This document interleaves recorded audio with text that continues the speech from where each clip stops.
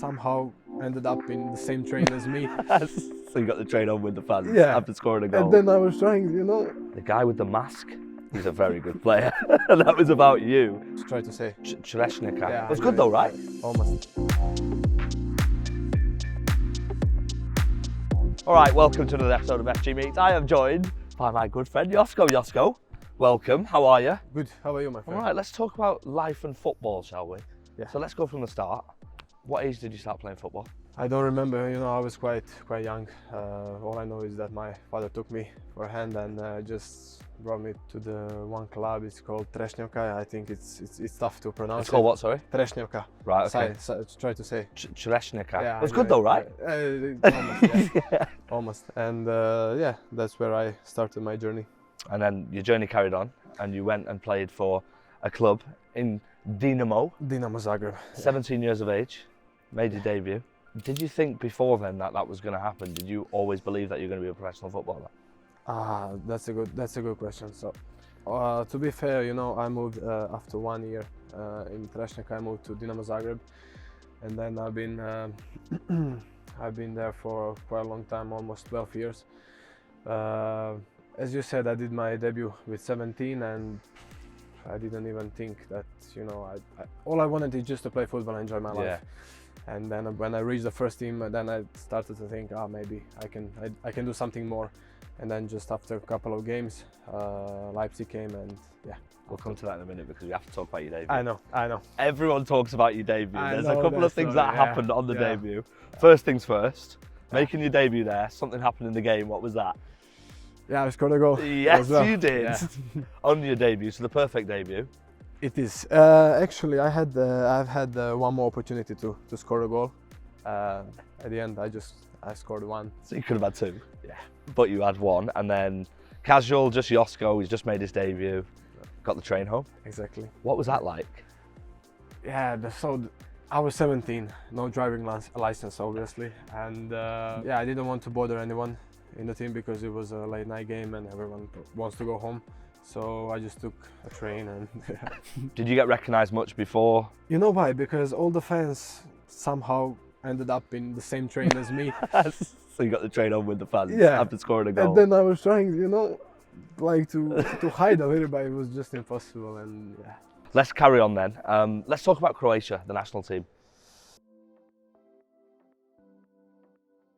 So I would like to talk first about Euros in 2020. Yeah. Actually 2021 because of COVID, I think. They moved. Is it 21? Yeah, I think it was. Yeah. Yeah, it was quite a good experience. My first game against England at Wembley, and all I can say is that on the way to the stadium, I was shaking. No, to be fair, of course. I was 18, 19, I don't know. And it's not easy. First game and already in the first 11.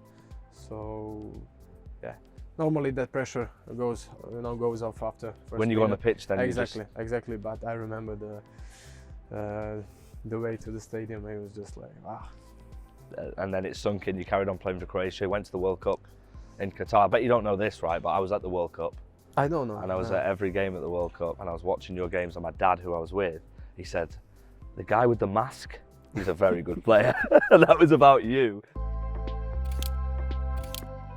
Let's talk about your teammate from Croatia. You know who I'm going to mention, because every time I think this is the only time I've seen you without him in Manchester, right? Mr. Mateo Kovacic, what a guy. Yeah. I feel like you two are very, very, very close. We are because we are both from Croatia, and that's normal, I think, and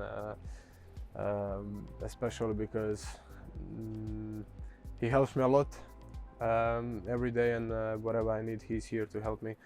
I would say maybe as his younger brother. Yeah. And for me, it's also nice to have someone next to me. When I was in Germany, there was no one because Dani Olmo was at the Olympic Games. So I was a new guy, new language, new surrounding. So it's quite easier this time. How are you finding Manchester? So obviously it rains a lot. That's why we're inside now. How are you finding the weather here and just overall living in Manchester? No, I need to be fair and say that I already feel like at home, and I'm really like it here. except weather. It's yeah. No, that's the reality. I think everything I need is here, and yeah, really happy.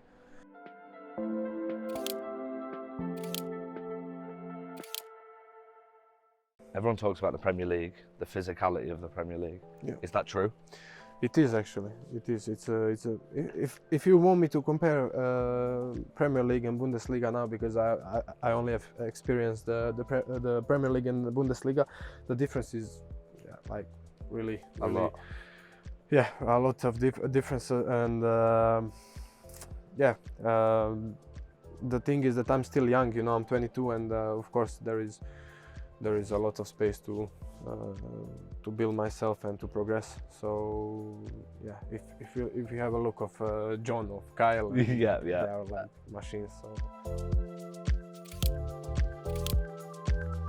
Now, a highlight when you went to Manchester was the Super Cup in Athens.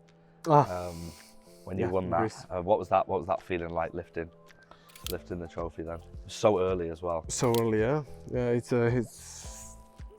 the best start to get into the season, and yeah, it's also like a small I don't know how you say it, but we say it like a wind in your back. Yeah. You know, and this is exactly what we need, what I need, and what the new guys needed as well. So hopefully we're gonna lift some trophies at the end of the season. Well, you carried on as well. You became champion of the world. Exactly. As well, which you can't forget about, of course. Yeah. How was that experience, playing in the heat as well? It was a hot climate there, but for the team, it seems like this team, when they're in that position, like the belief through the squad and everything, as a new player coming in, you feel like you're in that winning mentality straight away.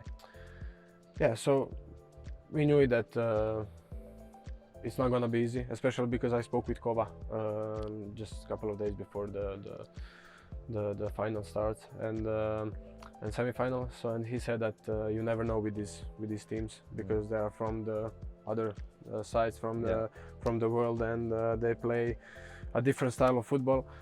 So yeah, semi-finals. I mean, it wasn't that easy, but you know, we went through, and then final. You know that. Yeah. At some point we struggled a lot, but at the end, this is why we are the best in the world. Exactly, it feels good to say that and wear the badge. Yeah. Right? It's nice as fans, I can imagine how good it is as players. So we've spoken about obviously playing for the team and stuff. What are the goals for the future in terms of where you say that you take quite a milestone approach? You've got like hopefully a long time here. We want you here for as long as possible. So is it short-term goals you set, or is it just long-term? No, so I don't like to talk about the future. Yeah. And all I want is just to, not just me, that everyone in this dressing room stays healthy, because we know how bad our injuries in these sports, and even if you come back, you always struggle a little bit with. That's my goal for this season. And if you want to know goal for the next season, then we'll speak about that. I'm sure at some point. We can do an interview again. Have you got any Mancunian phrases and words yet? No. You've not learned any? No. Say Manchester. Manchester. It's got to be Manchester. One more, say that. Right, well, Josko, it's been a pleasure, as always. Thank you for your time. It's been great having you here. We look forward to having you for a long, long time. Yeah. FG and Josko, thanks for watching. Thanks for watching, guys.